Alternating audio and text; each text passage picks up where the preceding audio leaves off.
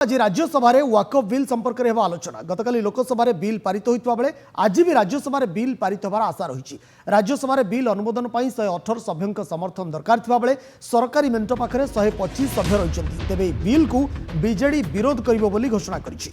गतकाली प्रबल हट्टगोल मध्य बिल को आगत करथिले संसदीय व्यापार मंत्री किरण रिजिजू।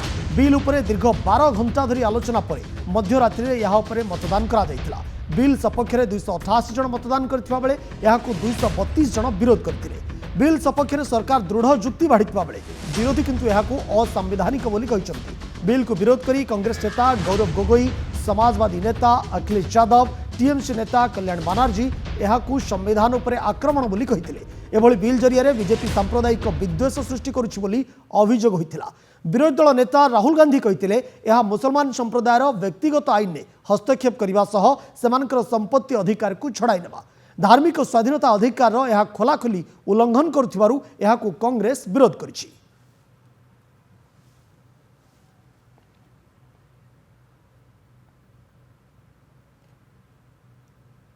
पता चला होगा और साफ सफाई हो, मामला ठीक हो दरगाहों के अंदर और एक लुक आफ्टर कम से कम पैसा जो है वो एक खजाने में रहे, इसको लूट मार ना हो।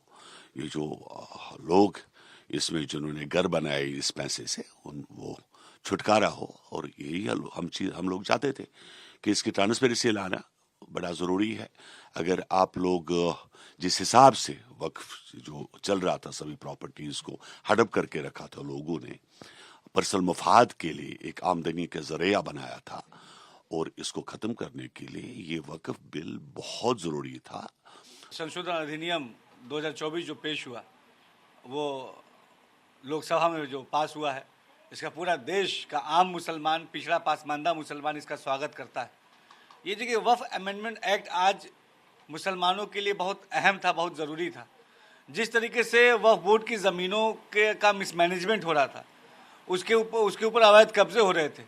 कुछ खास लोगों ने, कुछ खास ग्रुप्स ने वक्फ की संपत्तियों को अपनी जागीर समझ लिया था।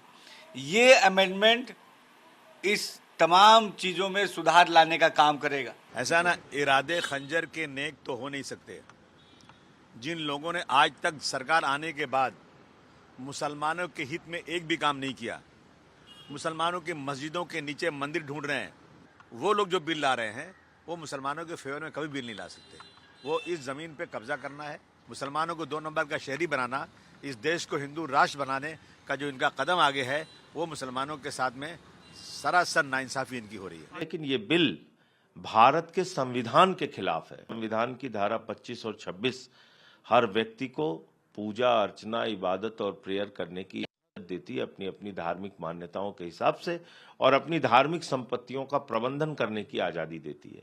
तो मुझे लगता है कि ये जब आप बाबा साहब के संविधान को ही नहीं मान रहे हैं, भारत के संविधान को नहीं मान रहे हैं, तो निश्चित रूप से आप वास्तव में इस देश में झगड़े, फसाद, लड़ाई खड़ा करना चाहते हैं।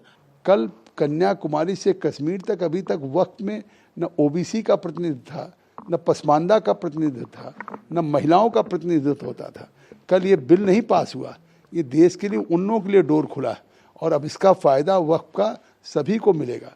हम केवल अगर है तो एक ट्रांसपेरेंट ढंग से उस वक्फ की संपत्तियों का रखरखाव हो, जिससे उसके इनकम का फ़ायदा का लाभ गरीब मुसलमान को मिल सके, पसमानदा को मिल सके।